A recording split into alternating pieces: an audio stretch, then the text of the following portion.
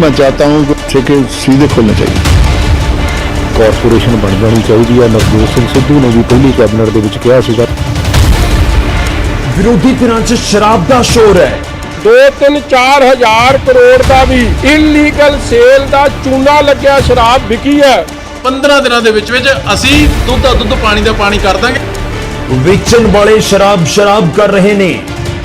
सादे लादे ਦੇ ਮਾਰੇ ਚੁੱਕੇ ਆ ਕਿ ਰੈਵਨਿਊ ਪੂਰਾ ਕਰਨਾ ਬਹੁਤ ਹੀ ਮੁਸ਼ਕਲ ਗੱਲ ਹੈ। ਅਤੇ ਖਰੀਦਣ ਵਾਲੇ ਆਰਾਮ ਦੇ ਨਾਲ ਲਾਈਨਾਂ 'ਚ ਖੜੇ ਹੋ ਕੇ ਆਪਣੀ ਵਾਰੀ ਦਾ ਇੰਤਜ਼ਾਰ ਕਰ ਰਹੇ ਨੇ। बच्चों के लिए दूध पीने के लिए पैसे नहीं है, लोग दारू की लाइन करते हैं।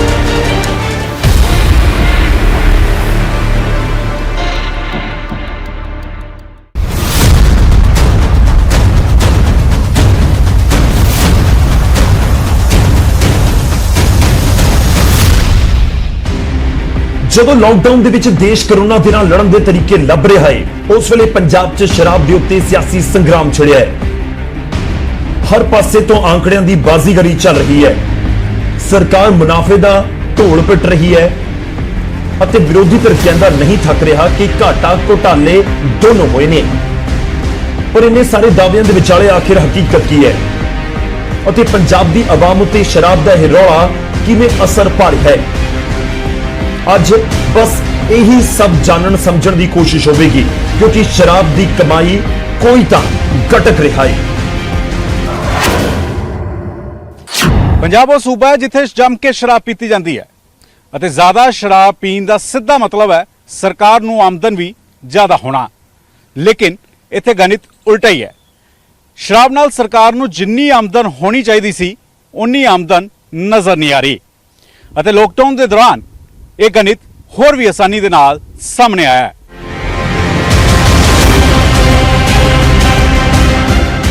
ਅਰਥਚਾਰੇ ਦੇ ਦੂਜੇ ਪੈਮਾਨਿਆਂ ਉੱਤੇ ਪੰਜਾਬ ਦਾ ਹਾਲ ਜੋ ਮਰਜ਼ੀ ਹੋਵੇ, ਪਰ ਸ਼ਰਾਬ ਦੇ ਸ਼ੌਕੀਨਾਂ ਨੇ ਪੰਜਾਬ ਨੂੰ ਦੇਸ਼ ਦੇ ਟੌਪ 3 ਸੂਬਿਆਂ ਦੇ ਵਿੱਚ ਖੜਾ ਕੀਤਾ ਹੋਇਆ ਹੈ। ਸੋਸ਼ਲ ਜਸਟਿਸ ਮਿਨਿਸਟਰੀ ਅਤੇ ਏਮਸ ਦਾ ਸਾਲ 2019 ਦਾ ਸਰਵੇ ਦੱਸਦਾ ਹੈ ਕਿ 28.5% ਦੇ ਅੰਕੜਿਆਂ ਦੇ ਨਾਲ ਪੰਜਾਬ ਛੱਤੀਸਗੜ੍ਹ ਅਤੇ ਤ੍ਰਿਪੁਰਾ ਤੋਂ ਬਾਅਦ ਤੀਜੇ ਨੰਬਰ ਉੱਤੇ ਖੜਾ ਹੈ। ਅਸਲ ਕਹਾਣੀ ਦੇ ਵਿੱਚ ਜਾਣ ਤੋਂ ਪਹਿਲਾਂ ਇਹ ਦੱਸਣਾ ਇਸ ਲਈ ਜ਼ਰੂਰੀ ਸੀ ਤਾਂ ਕਿ ਸਭ ਨੂੰ ਪਤਾ ਲੱਗ ਸਕੇ ਕਿ ਕੀ ਹੋ ਸਕਦਾ ਹੈ ਅਤੇ ਕੀ ਹੋ ਰਿਹਾ ਹੈ। ਲਾਕਡਾਊਨ ਤੋਂ ਬਾਅਦ ਜਿਵੇਂ ਹੀ ਦੇਸ਼ ਭਰ ਦੇ ਵਿੱਚ ਸ਼ਰਾਬ ਦੇ ਠੇਕਿਆਂ ਦੇ ਸ਼ਟਰ ਹੇਠਾਂ ਡਿੱਗਣ ਲੱਗੇ, ਪੰਜਾਬ ਸਰਕਾਰ ਦੀ ਹਾਰਟਬੀਟ ਉਸੇ ਰਫ਼ਤਾਰ ਦੇ ਨਾਲ ਉੱਪਰ ਜਾਣ ਲੱਗੀ ਸੀ ਅਤੇ ਮੁੱਖ ਮੰਤਰੀ ਕੈਪਟਨ ਅਮਰਿੰਦਰ ਸਿੰਘ ਦੀ ਕੇਂਦਰ ਤੋਂ ਇੱਕ ਤੋਂ ਬਾਅਦ ਇੱਕ ਗੁਹਾਰ ਇਹ ਦੱਸ ਰਹੀ ਸੀ ਕਿ ਕੋਰੋਨਾ ਕਾਲ ਦੇ ਵਿੱਚ ਸ਼ਰਾਬ ਸਰਕਾਰੀ ਖਜ਼ਾਨੇ ਦੇ ਲਈ ਕਿੰਨੀ ਜ਼ਰੂਰੀ ਹੈ। ਦੂਜੇ ਪਾਸੇ ਕੇਂਦਰ ਸੀ ਕਿ ਕੈਪਟਨ ਦੀ ਮੰਗ ਨੂੰ ਨਜ਼ਰਅੰਦਾਜ਼ ਕਰਦਾ ਰਿਹਾ, ਜਿਸ ਦੇ ਨਾਲ ਲੱਗਿਆ ਕਿ ਘਾਟੇ ਦੀ ਭਰਪਾਈ ਹੁਣ ਬਹੁਤ ਮੁਸ਼ਕਿਲ ਹੈ। ਪਰ ਫਿਰ ਲਾਕਡਾਊਨ 3 ਦੇ ਨਾਲ ਕੇਂਦਰ ਨੇ ਸਿਰਫ ਪੰਜਾਬ ਨਹੀਂ ਬਲਕਿ ਦੇਸ਼ ਦੇ ਦੂਜੇ ਸੂਬਿਆਂ ਦੀ ਵੀ ਗੱਲ ਸੁਣੀ ਅਤੇ ਸ਼ਰਾਬ ਦੇ ਠੇਕਿਆਂ ਨੂੰ ਖੋਲਣ ਦੇ ਲਈ ਹਰੀ ਝੰਡੀ ਦੇ ਦਿੱਤੀ। 4 ਮਈ ਤੋਂ ਦੇਸ਼ ਦੇ ਕਈ ਸੂਬਿਆਂ 'ਚ ਸ਼ਰਾਬ ਦੀ ਵਿਕਰੀ ਸ਼ੁਰੂ ਹੋਈ, ਪਰ ਪੰਜਾਬ 'ਚ ਐਕਸਾਈਜ਼ ਪਾਲਿਸੀ ਤੱਕ ਹੀ ਤੈਅ ਨਹੀਂ ਹੋ ਪਾਈ ਕਿਉਂਕਿ ਕੈਪਟਨ ਸਰਕਾਰ ਦੇ ਕਈ ਮੰਤਰੀ ਅਧਿਕਾਰੀ ਆਮੋ ਸਾਹਮਣੇ ਸੀ। ਨਤੀਜਾ ਇਹ ਹੋਇਆ ਕਿ 10 ਦਿਨ ਮਹਿਜ਼ ਇਸ ਗੱਲ ਤੇ ਨਿਕਲ ਗਏ ਕਿ ਕਿਵੇਂ ਮੰਤਰੀਆਂ, ਅਧਿਕਾਰੀਆਂ ਅਤੇ ਸ਼ਰਾਬ ਦੇ ਕਾਰੋਬਾਰੀਆਂ ਨੂੰ ਇੱਕ ਗੱਲ ਤੇ ਮਨਾਇਆ ਜਾਵੇ।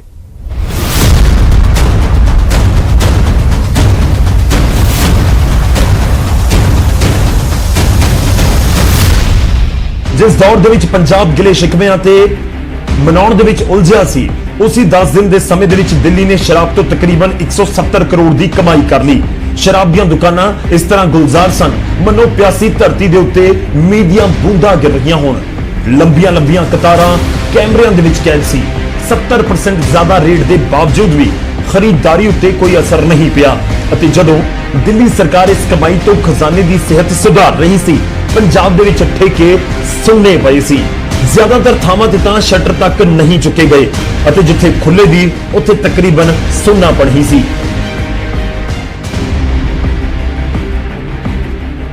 ਬਹੁਤ ਕੋਸ਼ਿਸ਼ਾਂ ਹੋਈਆਂ, ਰੁੱਸਣ ਦਾ ਮਨਾਉਣ ਦਾ ਸਿਲਸਿਲਾ ਚੱਲਿਆ ਅਤੇ ਫਿਰ ਜਾ ਕੇ 10 ਦਿਨ ਦੀ ਦੇਰ ਨਾਲ ਪੰਜਾਬ ਦੇ ਮੈਖਾਨੇ ਆਬਾਦ ਹੋਏ।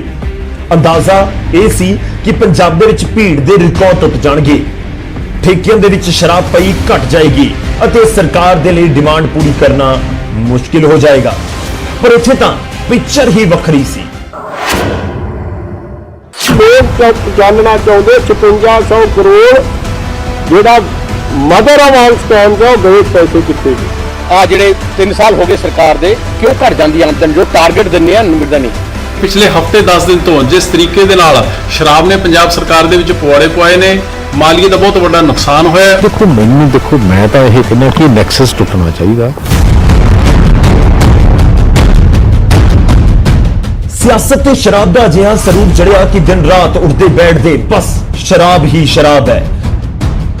ਸਰਕਾਰ ਪਹਿਲਾਂ ਇਸ ਲਈ ਪਰੇਸ਼ਾਨ ਸੀ ਕਿ ਸ਼ਰਾਬ ਵੇਚਣ ਦੀ ਮਨਜ਼ੂਰੀ ਨਹੀਂ ਮਿਲ ਰਹੀ ਅਤੇ ਹੁਣ ਇਸ ਲਈ ਕਿ ਸ਼ਰਾਬ ਨੇ ਵੱਡਾ ਸਿਰਦਰਦ ਖੜਾ ਕਰ ਦਿੱਤਾ ਹੈ। ਵਹੀ ਖਾਤਾ ਇੰਨਾ ਵਿਗੜਿਆ ਹੋਇਆ ਹੈ ਕਿ ਸਰਕਾਰ ਦਾ ਹਿਸਾਬ ਕਿਤਾਬ ਕੁਝ ਕਹਿੰਦਾ ਹੈ ਅਤੇ ਵਿਰੋਧੀ ਧਿਰ ਦਾ ਕੁਝ। ਅਕਾਲੀ ਆਗੂ 5600 ਕਰੋੜ ਦਾ ਹਿਸਾਬ ਗਿਣਾ ਰਹੇ ਨੇ, ਸਰਕਾਰ ਦੇ ਮੰਤਰੀ 600 ਕਰੋੜ ਦੇ ਘਾਟੇ ਦੀ ਗੱਲ ਕਹਿ ਰਹੇ ਨੇ ਅਤੇ ਆਮ ਆਦਮੀ ਪਾਰਟੀ ਦਾ ਅੰਕੜਾ 7000 ਤੋਂ ਪਾਰ ਹੈ। ਮਜ਼ਦੂਰਾਂ, ਕਿਸਾਨਾਂ, ਕਾਰੋਬਾਰੀਆਂ ਅਤੇ ਬੇਰੁਜ਼ਗਾਰਾਂ ਦੀ ਛੱਡ ਫਿਲਹਾਲ ਹਰ ਖੇਮਾ ਸ਼ਰਾਬ ਉੱਤੇ ਸੱਚ ਦਾ ਸਾਹਮਣਾ ਖੇਡ ਰਿਹਾ ਹੈ।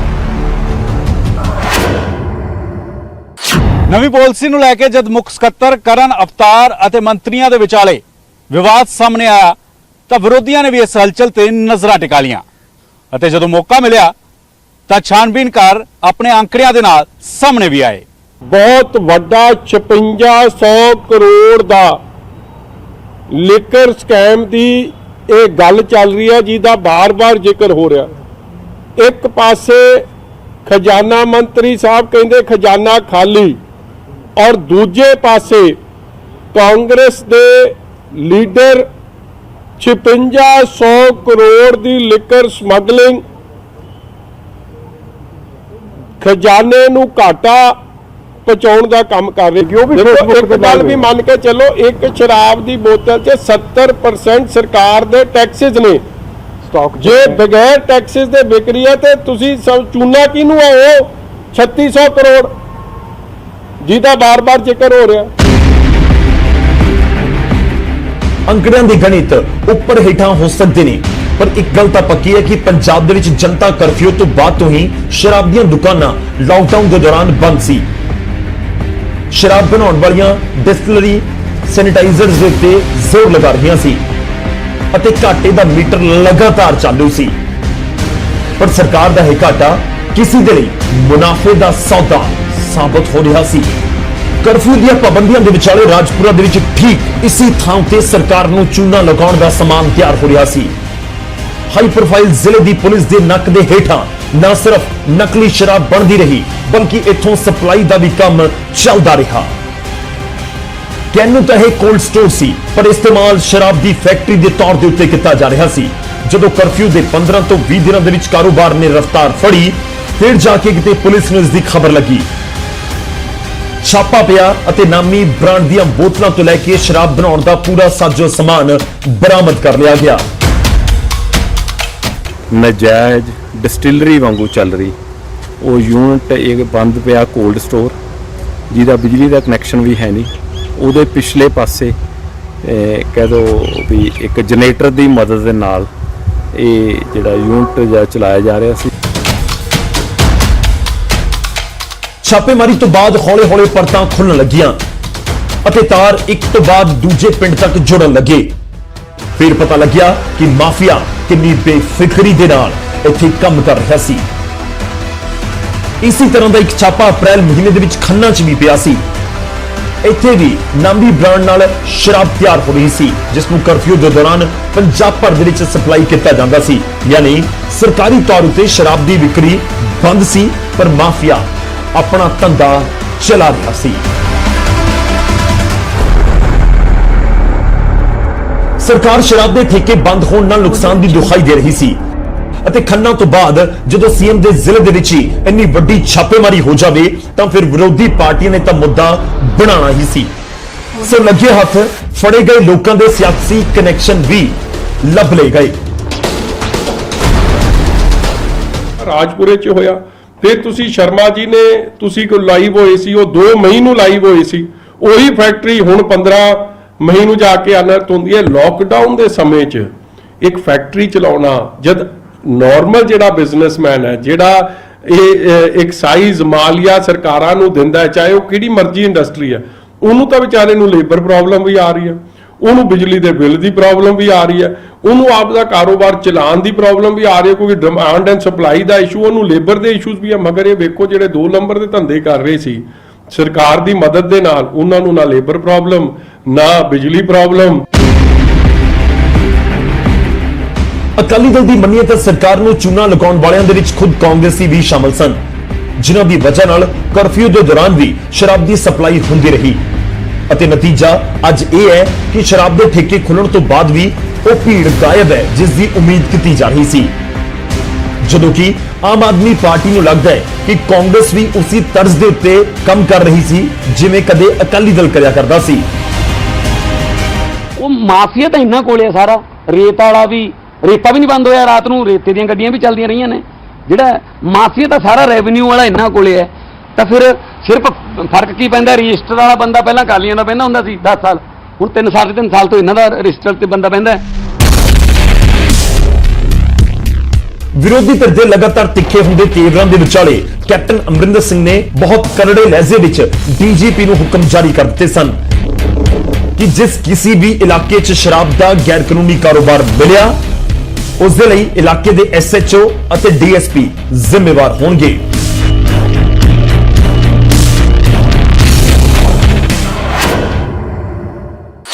ਦਿੱਲੀ ਜਾਂ ਦੂਜੇ ਸੂਬਿਆਂ 'ਚ ਸ਼ਰਾਬ ਦੇ ਠੇਕਿਆਂ ਦੇ ਬਾਹਰ ਭੀੜ ਉਮੜਨ ਦੀ ਵੱਡੀ ਵਜ੍ਹਾ ਸੀ ਸਪਲਾਈ ਦਾ ਠੱਪ ਹੋਣਾ। ਇਸੇ ਵਜ੍ਹਾ ਕਰਕੇ ਸ਼ਰਾਬ ਲੋਕਾਂ ਤੱਕ ਨਹੀਂ ਪਹੁੰਚ ਪਾ ਰਹੀ ਸੀ। ਲੇਕਿਨ ਪੰਜਾਬ 'ਚ ਪਿਕਚਰ ਵੱਖਰੀ ਸੀ। ਇੱਥੇ ਕਰਫਿਊ ਦੌਰਾਨ ਵੀ ਸ਼ਰਾਬ ਦੀ ਤਸਕਰੀ ਆਪਣੇ ਸ਼ਬਾਬ ਤੇ ਸੀ।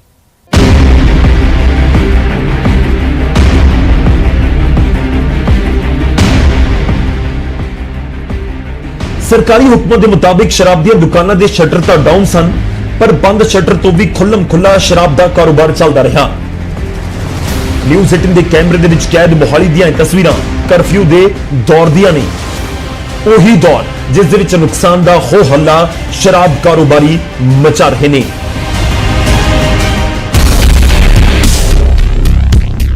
ਇੱਕ ਪਾਸੇ ਦੁਕਾਨਦਾਰ, ਦੂਜੇ ਪਾਸੇ ਖਰੀਦਦਾਰ, ਅਤੇ ਫਿਰ ਦੋਨਾਂ ਦੀ ਜੁਗਲਬੰਦੀ ਨਾਲ ਚੱਲਿਆ ਸ਼ਰਾਬ ਦਾ ਕਾਲਾ ਕਾਰੋਬਾਰ। ਸ਼ਰਾਬ ਦਾ ਠੇਕਾ, ਹਾਲਾਂਕਿ ਇਹ ਦੇਖੋ ਤੁਸੀਂ ਸਾਡੇ ਸਾਹਮਣੇ ਲੋਕੀ ਜਾ ਰਹੇ ਨੇ, ਦੌੜ ਕੇ ਗਏ ਨੇ ਔਰ ਇਹ ਬੋਤਲ ਵੀ ਇੱਥੇ ਲਈ ਇਹਨਾਂ ਨੇ। ਕੁਝ ਹੋਰ ਮਿਲੇ ਨਾ ਮਿਲੇ, ਲੇਕਿਨ ਪੰਜਾਬ ਦੇ ਸ਼ਰਾਬ ਦੇ ਠੇਕਿਆਂ 'ਚ ਇਹ ਬੋਤਲ ਜੇਬ 'ਚ ਤੁਸੀਂ ਦੇਖ ਰਹੇ ਹੋ। ਨਿਊਜ਼ 18 ਕਾਫੀ ਟਾਈਮ ਤੋਂ ਦਿਖਾਉਣ ਦੀ ਕੋਸ਼ਿਸ਼ ਕਰ ਰਹੇ ਸੀ, ਲੇਕਿਨ ਹੁਣ ਪਤਾ ਲੱਗ ਗਿਆ। ਭਾਈ ਤੁਸੀਂ ਬੋਤਲ ਲੈ ਕੇ ਕਿੱਧਰ ਜਾ ਰਹੇ ਹੋ? ਗੱਲ ਸੁਣਨਾ ਜਰਾ।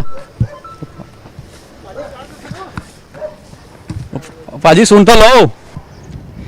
ਇਹ ਇੱਥੇ ਸੁਰਾਗ ਬਣਾਇਆ ਭਾਜੀ, ਕੋਈ ਹੈ ਅੰਦਰ? ਇਧਰੋਂ ਹੁਣ ਤੁਸੀਂ ਦੇਖਿਆ ਸੁਰਾਗ ਬਣਾਇਆ ਔਰ ਉੱਥੇ 11 ਫੇਸ ਆਪਣਾ ਮੋਹਾਲੀ ਪੁਲਿਸ ਦੇ ਨੱਕ ਦੇ ਥੱਲੇ ਸ਼ਰਾਬ ਦੇ ਠੇਕੇ। ਤੁਸੀਂ ਐਕਸਕਲੂਸਿਵ ਤਸਵੀਰਾਂ ਦੇਖੀਆਂ ਕਿਦਾਂ ਲੋਕੀ ਭੱਜਦੇ ਨਜ਼ਰ ਆਏ। ਬੰਦ ਠੇਕੇ ਤੋਂ ਵਿਕੀ ਸ਼ਰਾਬ ਦਾ ਹਿਸਾਬ ਕਿਵੇਂ ਰੱਖਿਆ ਜਾਂਦਾ ਹੈ ਇਹ ਤੁਹਾਨੂੰ ਵੀ ਬਖੂਬੀ ਪਤਾ ਹੈ, ਅਤੇ ਇਹ ਤਾਂ ਸਿਰਫ ਇੱਕ ਦਿਨ, ਇੱਕ ਸ਼ਹਿਰ, ਇੱਕ ਠੇਕੇ ਤੋਂ ਸਾਹਮਣੇ ਆਈਆਂ ਤਸਵੀਰਾਂ ਸਨ ਜਿਨ੍ਹਾਂ ਨੇ ਦੱਸਿਆ ਕਿ ਕਿਵੇਂ ਸ਼ਰਾਬ ਕਾਰੋਬਾਰੀ ਸਰਕਾਰੀ ਘਾਟੇ ਨੂੰ ਆਪਣਾ ਮੁਨਾਫਾ ਬਣਾ ਰਹੇ ਨੇ। ਜਾਇਜ਼ ਠੇਕਿਆਂ ਤੇ ਨਾਜਾਇਜ਼ ਕਾਰੋਬਾਰ ਜਾਂ ਫਿਰ ਨਾਜਾਇਜ਼ ਫੈਕਟਰੀਆਂ ਦੇ ਵਿੱਚ ਨਕਲੀ ਸ਼ਰਾਬ ਇੱਕ ਅਜਿਹਾ ਕੋਕਟੇਲ ਹੈ ਜਿਸ ਨੇ ਸਰਕਾਰੀ ਖਜ਼ਾਨੇ ਦੇ ਲਈ ਜੋ ਸ਼ਰਾਬ ਸਿਹਤਮੰਦ ਹੁੰਦੀ ਸੀ ਉਸ ਨੂੰ ਹਾਨੀਕਾਰਕ ਬਣਾ ਦਿੱਤਾ। ਵਿਗਿਆਨ ਸ਼ਰਾਬ ਨੂੰ ਹਾਨੀਕਾਰਕ ਦੱਸਦਾ ਹੈ, ਪਰ ਅਰਥ ਸ਼ਾਸਤਰ ਦੇ ਵਿੱਚ ਇਹੀ ਸ਼ਰਾਬ ਤੰਦਰੁਸਤੀ ਦੀ ਟੌਨਿਕ ਬਣ ਜਾਂਦੀ ਹੈ। ਦਰਅਸਲ ਇਹ ਉਹ ਖੁਰਾਕ ਹੈ ਜਿਸ ਦੀ ਜ਼ਰੂਰਤ ਹਰ ਸਰਕਾਰ ਨੂੰ ਆਪਣੇ ਖਜ਼ਾਨੇ ਨੂੰ ਸਿਹਤਮੰਦ ਰੱਖਣ ਦੇ ਲਈ ਹੈ।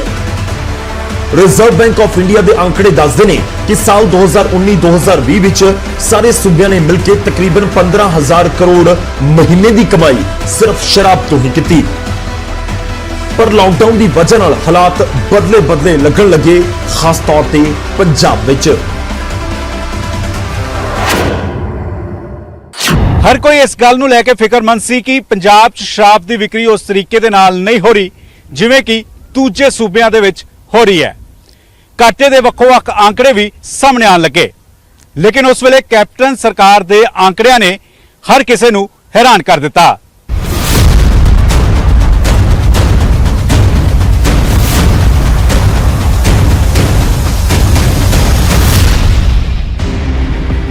ਕਿੱਥੇ ਚਰਚਾਵਾਂ ਘਾਟੇ ਦੀਆਂ ਸੀ ਅਤੇ ਕਿੱਥੇ ਕੈਪਟਨ ਸਰਕਾਰ ਮੁਨਾਫੇ ਦੇ ਸ਼ਗੂਫੇ ਦੇ ਨਾਲ ਸਾਹਮਣੇ ਆ ਗਈ।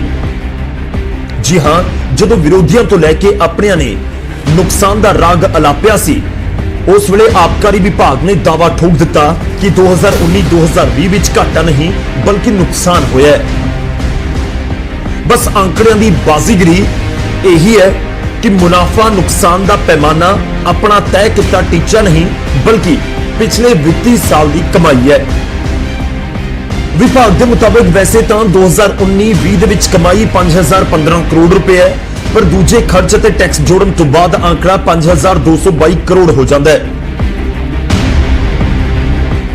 ਹਾਲਾਂਕਿ ਸਰਕਾਰ ਨੇ ਇਹ ਜ਼ਰੂਰ ਮੰਨਿਆ ਕਿ ਲਾਕਡਾਊਨ ਅਤੇ ਕਰਫਿਊ ਨੇ ਮਾਰਚ ਮਹੀਨੇ ਦੀ ਕਮਾਈ ਦੇ ਉੱਤੇ ਅਸਰ ਪਾਇਆ ਹੈ ਅਤੇ ਜੋ 466 ਕਰੋੜ ਖਾਤੇ ਦੇ ਵਿੱਚ ਆਉਣੇ ਸਨ ਉਹ ਨਹੀਂ ਪਹੁੰਚੇ।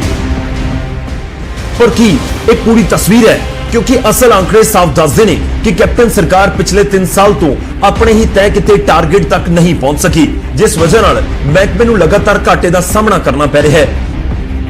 ਖੁਦ ਸਰਕਾਰ ਦੇ ਮੰਤਰੀ 600 ਕਰੋੜ ਦਾ ਅੰਕੜਾ ਦੇ ਰਹੇ ਨੇ ਅਤੇ ਕਾਂਗਰਸ ਦੇ ਵਿਧਾਇਕ ਇਸ ਦਾ ਠੀਕ ਰਾਹ ਅਫਸਰਾਂ ਦੇ ਸਿਰ ਭੰਨ ਰਹੇ ਨੇ। ਨੈਚੁਰਲੀ ਜਿਹੜਾ ਉਸ ਵੇਲੇ ਦਾ ਨੀਤੀ ਆਫਿਸਰ ਹੈ ਜਿਹੜਾ ਹੈਡ ਕਰ ਰਿਹਾ ਹੈ, ਮੈਂ ਸਮਝਦਾ ਕਿ ਉਹਦੀ ਰਿਸਪੌਂਸਿਬਿਲਟੀ ਬਣਦੀ ਹੈ, ਉਹਦੀ ਜ਼ਿੰਮੇਵਾਰੀ ਬਣਦੀ ਹੈ ਕਿ ਆਬਕਾਰੀ ਜਿਹੜੀ ਨੀਤੀ ਦੇ ਵਿੱਚ ਜਿਹੜਾ ਸਾਡਾ ਐਸਟੀਮੇਟ ਬਜਟ ਸੀ, ਅਗਰ ਉਹਦੇ ਵਿੱਚ ਡਾਊਨਫਾਲ ਆਉਂਦਾ ਹੈ ਤਾਂ ਉਹ ਜ਼ਿੰਮੇਦਾਰ ਬਣਦਾ। ਕੋਈ ਵੀ ਬੰਦਾ, ਅਗਰ ਮੇਰੇ ਘਰੇ ਕੋਈ ਵਿਅਕਤੀ ਕੋਈ ਗੱਲ ਹੁੰਦੀ ਹੈ, ਮੇਰਾ ਬੱਚਾ ਕੋਈ ਗਲਤ ਗੱਲ ਕਰਦਾ ਜਾਂ ਕੋਈ ਘਰੇ ਗਲਤ ਗੱਲ ਹੁੰਦੀ ਹੈ, ਤਾਂ ਮੈਨੂੰ ਲੱਗਦਾ ਕਿ ਹੈਡ ਆਫ ਦਾ ਜਿਹੜਾ ਘਰ ਹੁੰਦਾ ਬੰਦਾ ਉਹ ਜ਼ਿੰਮੇਦਾਰ ਠਹਿਰਾ ਹੈ। ਸਾਲ 2019-2020 ਦੀ ਐਕਸਾਈਜ਼ ਪਾਲਿਸੀ ਦੇ ਵਿੱਚ 6250 ਕਰੋੜ ਰੁਪਏ ਹਾਸਲ ਕਰਨ ਦਾ ਟੀਚਾ ਸੀ, ਪਰ ਸਰਕਾਰ ਦੇ ਖਾਤੇ ਦੇ ਵਿੱਚ ਆਏ 5222 ਕਰੋੜ। ਇਸ ਤੋਂ ਪਿਛਲੇ ਸਾਲ 2018-2019 ਦੇ ਵਿੱਚ ਟਾਰਗੇਟ ਸੀ 6000 ਕਰੋੜ ਦਾ, ਜਦੋਂ ਕਿ ਕਮਾਈ ਹੋਈ ਸਿਰਫ 5073 ਕਰੋੜ ਰੁਪਏ। ਆਪਣੇ ਪਹਿਲੇ ਸਾਲ ਯਾਨੀ 2017-18 ਦੇ ਵਿੱਚ ਕੈਪਟਨ ਸਰਕਾਰ ਦਾ ਟਾਰਗੇਟ ਸੀ ਸ਼ਰਾਬ ਦੇ ਜ਼ਰੀਏ 5422 ਕਰੋੜ ਕਮਾਉਣ ਦਾ, ਪਰ ਸਰਕਾਰੀ ਖਜ਼ਾਨੇ ਤੱਕ ਪਹੁੰਚੇ 5135 ਕਰੋੜ। ਸਰਕਾਰ ਜਿਹੜੇ ਅੰਕੜਿਆਂ ਦੇ ਜ਼ਰੀਏ ਕਮਾਈ ਦੇ ਵਿੱਚ ਇਜ਼ਾਫਾ ਦੱਸਣ ਦੀ ਕੋਸ਼ਿਸ਼ ਕਰ ਰਹੀ ਹੈ, ਵਿਰੋਧੀ ਧਿਰ ਉਹਨਾਂ ਦੇ ਵਿੱਚ ਹੀ ਨੁਕਸ ਕੱਢ ਰਿਹਾ ਹੈ। ਤੇ ਮੈਂ ਮੁੱਖ ਮੰਤਰੀ ਸਾਹਿਬ ਨੂੰ ਪੁੱਛਣਾ ਚਾਹੁੰਦਾ ਕਿ ਇੰਨੀ ਕੁਝ ਕਮਾਈ ਕਰਨ ਦੇ ਬਾਅਦ ਇਹ ਕੀ ਨੈਸੈਸਿਟੀ ਸੀ ਕਿ ਤੁਸੀਂ ਕਰਫਿਊ ਦੇ ਦੌਰਾਨ ਚੋਰੀ ਉਧਰ ਕਹਿੰਦੇ ਜੀ 676 ਕਰੋੜ ਰੁਪਈਆ ਠੇਕੇਦਾਰਾਂ ਦਾ ਸ਼ਰਾਬ ਦਾ ਘਾਟਾ ਬਣ ਗਿਆ, ਉਹਦਾ ਵੀ ਦੇਖ ਲਓ ਹਿਸਾਬ ਤਾਂ ਪੂਰਾ ਹੋ ਗਿਆ, ਹਾਲੇ ਹੋਰ ਕਿਸੇ ਦਾ ਹਿਸਾਬ ਨਹੀਂ ਹੋਇਆ ਤੇ ਉਹਨਾਂ ਨੂੰ ਦੇਣਾ ਪੈਣਾ 676 ਕਰੋੜ ਰੁਪਈਆ। ਜਿਹੜੀ ਬਲੈਕ 'ਚ ਸ਼ਰਾਬ ਵਿਕੀ ਉਹਦਾ ਕੋਈ ਕੀਮਤ ਨਹੀਂ ਤੇ ਇਧਰ ਮਾਈਨਿੰਗ ਦੇ ਠੇਕੇਦਾਰ ਦਾ ਹੋ ਗਿਆ। ਇਹ ਕੋਈ ਸਾਡੀ ਸਰਕਾਰ ਕਰੋਨਾ ਦੇ ਐਪੀਡੈਮਿਕ ਦੇ ਵਿੱਚ ਪੰਜਾਬ ਦੇ ਖਜ਼ਾਨੇ ਦੀ ਲੁੱਟ ਕਰ ਰਹੀ ਹੈ। ਅਸੀਂ ਬੇਨਤੀ ਕਰਦੇ ਹਾਂ ਕਿ ਇਹਦੀ ਹਾਈ ਲੈਵਲ ਤੇ ਇੰਡੀਪੈਂਡੈਂਟ ਇਨਕੁਆਇਰੀ ਇਹਦੀ ਵੀ ਹੋਵੇ।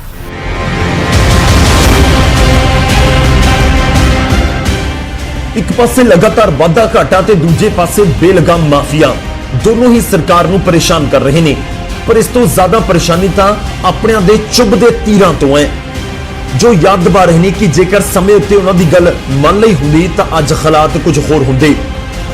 ਨਵਜੋਤ ਸਿੰਘ ਸਿੱਧੂ ਦੇ ਖਾਸਮ ਖਾਸ ਅਤੇ ਕਾਂਗਰਸ ਦੇ ਵਿਧਾਇਕ ਪ੍ਰਗਟ ਸਿੰਘ ਖੁੱਲ੍ਹੇਆਮ ਦੱਸਣ ਦੀ ਕੋਸ਼ਿਸ਼ ਕਰ ਰਹੇ ਨੇ ਕਿ ਨੁਕਸਾਨ ਦੇ ਲਈ ਸਿਰਫ ਅਤੇ ਸਿਰਫ ਕੈਪਟਨ ਜ਼ਿੰਮੇਦਾਰ ਨੇ। ਐਕਸਾਈਜ਼ ਦੇ ਵਿੱਚ 3 ਸਾਲ ਪਹਿਲਾਂ ਇਹ ਗੱਲ ਹੋਈ ਸੀ ਵੀ ਹਾਂ ਵੀ ਇਹਦੀ ਕਾਰਪੋਰੇਸ਼ਨ ਬਣ ਜਾਣੀ ਚਾਹੀਦੀ ਆ। ਨਵਜੋਤ ਸਿੰਘ ਸਿੱਧੂ ਨੇ ਵੀ ਪਹਿਲੀ ਕੈਬਨਿਟ ਦੇ ਵਿੱਚ ਕਿਹਾ ਸੀਗਾ ਵੀ ਬਣ ਜਾਣੀ ਚਾਹੀਦੀ ਆ, ਪਰ ਚਲੋ ਉਦੋਂ ਇਹ ਗੱਲ ਹੋਈ ਸੀ ਵੀ ਸ਼ਾਇਦ ਹਜੇ ਟੂ ਅਰਲੀ ਆ ਕਿਉਂਕਿ ਗਵਰਨਮੈਂਟ ਦੀ ਫਾਰਮੇਸ਼ਨ ਹੋਈ ਆ ਤੇ ਅਗਲੇ ਸਾਲ ਤੋਂ ਕਰ ਲਾਂਗੇ, ਬਟ ਅਨਫੋਰਚੂਨੇਟਲੀ ਉਹਦਾ ਕਦੀ ਇਸ ਪਾਸੇ ਨੂੰ ਅਸੀਂ ਤੁਰੇ ਵੀ ਨਹੀਂ। ਲੇਕਿਨ ਮੈਨੂੰ ਇਹ ਲੱਗਦਾ ਹੁੰਦਾ ਕਿ ਜੇ ਉਹ ਹੋ ਸਕਦੀ ਆ ਉਹਦੀ ਟਰਾਈ ਕਰਨੀ ਚਾਹੀਦੀ ਆ। ਸਿੱਧੂ ਨੇ ਤਮਿਲਨਾਡੂ ਦੀ ਤਰਜ਼ ਉੱਤੇ ਕਾਰਪੋਰੇਸ਼ਨ ਬਣਾ ਕੇ ਸ਼ਰਾਬ ਦੀ ਸਰਕਾਰੀ ਵਿਕਰੀ ਦਾ ਮਸ਼ਵਰਾ ਦਿੱਤਾ ਸੀ, ਪਰ ਉਸ ਵੇਲੇ ਸਭ ਨੇ ਉਹਨਾਂ ਨੂੰ ਨਕਾਰ ਦਿੱਤਾ ਅਤੇ ਅੱਜ ਇੱਕ ਇੱਕ ਕਰਕੇ ਕਾਂਗਰਸ ਦੇ ਅੰਦਰ ਤੋਂ ਹੀ ਆਵਾਜ਼ ਉੱਠ ਰਹੀ ਹੈ ਕਿ ਆਈਡੀਆ ਚੰਗਾ ਏ। देखो मैं महसूस ये करदा कि देखो साढ़े साथियों की अपनी अपनी राय होंदी है और सिद्धू साहब ने भी ये गल कही सी कि ये वास्ते कारपोरेशन बननी चाहिए। ਉਸ ਤੇ ਗੰਭੀਰਤਾ ਦੇ ਨਾਲ ਫੈਸਲਾ ਔਰ ਵਿਚਾਰ ਸਰਕਾਰ ਆਲਰੇਡੀ ਕਰ ਰਹੀ ਹੈ। ਮੈਂ ਸਮਝਦਾ ਕਿ ਕਾਰਪੋਰੇਸ਼ਨ ਬਣੇ ਔਰ ਜੇ ਇਹਦੇ ਵਾਸਤੇ ਫਾਇਦਾ ਹੋਏਗਾ, ਨੁਕਸਾਨ ਨਹੀਂ ਹੈ। ਸ਼ਰਾਬ ਦੇ ਆਲੇ ਦੁਆਲੇ ਸਿਆਸਤ ਦੀ ਇੱਕ ਵੱਡੀ ਵਜ੍ਹਾ ਹੈ ਇਸ ਤੋਂ ਹੋਣ ਵਾਲੀ ਕਮਾਈ। ਆંકੜੇ ਦੱਸਦੇ ਨੇ ਕਿ ਕੈਪਟਨ ਦੀ ਪਿਛਲੀ ਸਰਕਾਰ ਯਾਨੀ 2002 ਤੋਂ 2007 ਤੱਕ ਪੰਜਾਬ 'ਚ ਜਿੱਥੇ ਰੋਜ਼ਾਨਾ 4 ਕਰੋੜ ਰੁਪਏ ਦੀ ਕਮਾਈ ਸੀ, ਉੱਥੇ ਅੱਜ 14 ਕਰੋੜ ਦੇ ਪਾਰ ਪਹੁੰਚ ਚੁੱਕੀ ਹੈ। ਪਿਛਲੇ 3 ਸਾਲ ਦੇ ਵਿੱਚ ਕੈਪਟਨ ਸਰਕਾਰ ਨੇ ਕਰੀਬ 15,430 ਕਰੋੜ ਰੁਪਏ ਸ਼ਰਾਬ ਤੋਂ ਕਮਾਏ, ਜਦੋਂ ਕਿ 2002-2007 ਤੱਕ ਇਹੀ ਕਮਾਈ 7,326 ਕਰੋੜ ਰੁਪਏ ਸੀ। ਜੇ ਸਾਡੇ ਸਾਈ ਸਰਕਾਰ ਦੇ ਦੌਰਾਨ ਅਸੀਂ 1360 ਕਰੋੜ ਤੋਂ 5000 ਕਰੋੜ ਕਰ ਸਕਦੇ ਹਾਂ, ਇਹਨਾਂ ਨੇ ਆਪਣੇ 5 ਸਾਲ ਚ 1 ਘਟਾ ਦਿੱਤਾ। 5 ਸਾਲ ਕਿਤੇ ਵਿਕਰੀ, ਤੁਸੀਂ ਜਾਣਦੇ ਹੋ ਹਰ ਰੋਜ਼ ਸ਼ਰਾਬ ਪੂਰੇ ਹਿੰਦੁਸਤਾਨ ਚ ਕਿਸੇ ਵੀ ਸੂਬੇ ਦਾ ਰਿਜ਼ਲਟ ਐਕਸਾਈਜ਼ ਦਾ ਲੈ ਲਓ, ਕਿਸੇ ਵੀ ਹਿੰਦੁਸਤਾਨ ਦੇ ਸੂਬੇ ਚ ਡਿਕਰੀਜ਼ ਨਹੀਂ ਹੋਈ ਐਕਸਾਈਜ਼ 5 ਸਾਲਾਂ ਚ। ਕੱਲਾ ਪੰਜਾਬ, ਕਿਸੇ ਵੀ ਸੂਬੇ ਚ ਜਿਹੜੀ ਇੰਕਰੀਜ਼ ਹੋਈ ਹੈ ਘੱਟ ਤੋਂ ਘੱਟ 20% ਗ੍ਰੈਜੂਅਲ ਇੰਕਰੀਜ਼ ਹਰ ਸਟੇਟਾਂ ਦੀ ਹੈਗੀ, ਹਰ ਸਟੇਟ ਦੀ ਹੈ। ਕੱਲਾ ਪੰਜਾਬ ਹੈ ਜਿੱਥੇ ਕੋਈ ਇੰਕਰੀਜ਼ ਨਹੀਂ। ਕੈਪਟਨ ਸਰਕਾਰ ਉੱਤੇ ਸਵਾਲ ਚੁੱਕਣ ਵਾਲੇ ਅਕਾਲੀਆਂ ਨੇ ਆਪਣੇ ਦੌਰ ਦੇ ਵਿੱਚ ਕੀ ਕੀਤਾ, ਹੁਣ ਜ਼ਰਾ ਇਹ ਵੀ ਸਮਝਣ ਦੀ ਕੋਸ਼ਿਸ਼ ਕਰਦੇ ਹਾਂ। ਅਕਾਲੀ ਬੀਜੇਪੀ ਸਰਕਾਰ ਦੇ ਪਹਿਲੇ ਕਾਰਜਕਾਲ ਯਾਨੀ 2007 ਤੋਂ 2012 ਦੇ ਵਿਚਾਲੇ 5 ਸਾਲਾਂ ਦੀ ਕੁੱਲ ਕਮਾਈ ਸੀ 10,808 ਕਰੋੜ ਰੁਪਏ, ਜਦੋਂ ਕਿ 2012 ਤੋਂ 2017 ਦੇ ਵਿਚਾਲੇ ਇਹੀ ਤਕਰੀਬਨ ਦੁੱਗਣੀ ਹੋ ਕੇ 21,294 ਕਰੋੜ ਤੱਕ ਪਹੁੰਚ ਗਈ। ਅਕਾਲੀ ਦਲ ਹੁਣ ਇਸੇ ਨੂੰ ਆਧਾਰ ਬਣਾ ਕੇ ਸਰਕਾਰ ਦੇ ਉੱਤੇ ਹਮਲਾਵਰ ਹੈ, ਕਿਉਂਕਿ ਕੈਪਟਨ ਦੇ ਪਹਿਲੇ ਕਾਰਜਕਾਲ ਦੇ 5 ਸਾਲਾਂ ਦੇ ਵਿੱਚ ਵੀ ਕਮਾਈ ਦੀ ਰਫ਼ਤਾਰ 0.5% ਤੋਂ ਘੱਟ ਸੀ ਅਤੇ ਦੂਜੇ ਕਾਰਜਕਾਲ ਦੇ 3 ਸਾਲ ਬਾਅਦ ਵੀ ਵਧੀ ਮੁਸ਼ਕਿਲ ਨਾਲ 3% ਦੇ ਕਰੀਬੀ ਪਹੁੰਚ ਸਕੀ, ਜਦੋਂ ਕਿ ਸ਼ਰਾਬ ਦਾ ਕੋਟਾ ਤੇ ਖਪਤ ਦੋਨੋਂ ਵਧ ਰਹੇ ਨੇ। ਯਾਨੀ ਅਕਾਲੀਆਂ ਦੇ ਮੁਕਾਬਲੇ ਕੈਪਟਨ ਦੇ ਦੌਰ ਦੇ ਵਿੱਚ ਕਮਾਈ ਦੀ ਰਫ਼ਤਾਰ ਬੇਹੱਦ ਸੁਸਤ ਹੈ। ਘੱਟ ਤੋਂ ਘੱਟ ਅੰਕੜੇ ਤਾਂ ਇਹੀ ਦੱਸਦੇ ਨੇ। 2002-03 ਚ ਕੈਪਟਨ ਸਾਹਿਬ ਸਰਕਾਰ ਚਾਹੇ ਤੇ ਪਹਿਲੇ ਸਾਲ ਮਾਲੀਆ ਸੀ 1428 ਕਰੋੜ ਰੁਪਏ। ਆ ਤੁਹਾਡੇ ਸਾਹਮਣੇ ਹੈ, 1428 ਕਰੋੜ ਤੋਂ ਘਟ ਕੇ 5 ਸਾਲਾਂ ਚ 1367 ਕਰੋੜ ਰਹਿ ਗਿਆ ਜਦੋਂ ਇਹਨਾਂ ਨੇ ਸਰਕਾਰ ਛੱਡੀ। ਇਤਿਹਾਸ ਚ ਇਹ ਵੀ ਕਈ ਇਤਿਹਾਸ ਰਚ ਕੇ ਜਾਣਗੇ ਕਿ ਮਾਲੀਆ ਵਧਣ ਦੀ ਬਜਾਏ ਘਟ ਰਿਹਾ। ਫਿਰ ਅਕਾਲੀ ਦਲ ਦੀ ਸਰਕਾਰ ਆਈ 2007 ਚ 1367 ਤੋਂ ਚੱਕ ਕੇ ਆ ਤੁਸੀਂ ਵੇਖੋ ਗ੍ਰਾਫ ਵੱਧਦਾ 10 ਸਾਲਾਂ ਚ 4806 ਕਰੋੜ, 1300 ਤੋਂ ਲੈ ਕੇ ਤਕਰੀਬਨ 5000 ਕਰੋੜ ਰੁਪਏ ਤੱਕ ਮਾਲੀਆ ਪੰਜਾਬ ਦੀ ਰੈਵਨਿਊ ਦਾ, ਐਕਸਾਈਜ਼ ਦਾ ਸ਼੍ਰੋਮਣੀ ਅਕਾਲੀ ਦਲ ਦੀ ਸਰਕਾਰ ਨੇ ਰਿਕਾਰਡ ਵਾਧਾ 10 ਸਾਲਾਂ ਚ ਕੀਤਾ।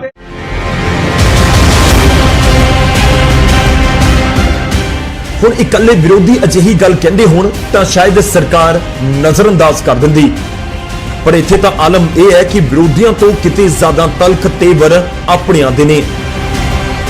ਮੈਨੂੰ ਲੱਗਦਾ ਲੀਕੇਜ ਇਜ਼ देयर, ਜਿਵੇਂ ਕਿ ਵਿਧਾਨ ਸਭਾ 'ਚ ਵੀ ਮੈਂ ਇਹ ਮੁੱਦਾ ਚੁੱਕਿਆ ਸੀਗਾ। 100% ਕਿਤੇ ਨਾ ਕਿਤੇ ਤਾਂ ਕੋਈ ਡਿਫਾਲਟ ਹੈਗਾ, ਕਿਤੇ ਨਾ ਕਿਤੇ ਤਾਂ ਪ੍ਰੋਬਲਮ ਹੈਗੀ ਹੈ। ਘੱਟ ਤੋਂ ਘੱਟ ਇਹ ਆંકੜੇ ਇਤਿਹਾਸ ਅਤੇ ਮੌਜੂਦਾ ਹਾਲਾਤਾਂ ਨੂੰ ਦੇਖਦੇ ਹੋਏ ਇਸ ਗੱਲ ਨੂੰ ਮੰਨਣ ਤੇ ਮਜਬੂਰ ਕਰ ਰਹੇ ਨੇ ਕਿ ਕਾਂਗਰਸ ਦੇ ਦੌਰ ਦੌਰਾਨ ਸ਼ਰਾਬ 'ਚ ਸੇਂਧਮਾਰੀ ਕਰਨ ਵਾਲੇ ਜ਼ਿਆਦਾ ਹੀ ਐਕਟਿਵ ਹੋ ਜਾਂਦੇ ਨੇ। ਜੋ ਪੈਸਾ ਸਰਕਾਰੀ ਖਜ਼ਾਨੇ ਤੋਂ ਹੁੰਦਾ ਹੋਇਆ ਆਮ ਲੋਕਾਂ ਤੱਕ ਪਹੁੰਚਣਾ ਚਾਹੀਦਾ ਸੀ, ਉਸ ਪੈਸੇ ਤੇ ਸ਼ਰਾਬ ਮਾਫੀਆ ਮੋਜ ਲੈ ਰਿਹਾ ਹੈ। ਆਪਣੇ ਸਹਿਯੋਗੀ ਸੰਦੀਪ ਦੇ ਨਾਲ ਅਤੇ ਕੈਮਰਾਮੈਨ ਰਜਿੰਦਰ ਦੇ ਨਾਲ ਪੰਕਜ ਕਪਾਹੀ, ਨਿਊਜ਼ 18 ਚੰਡੀਗੜ੍ਹ।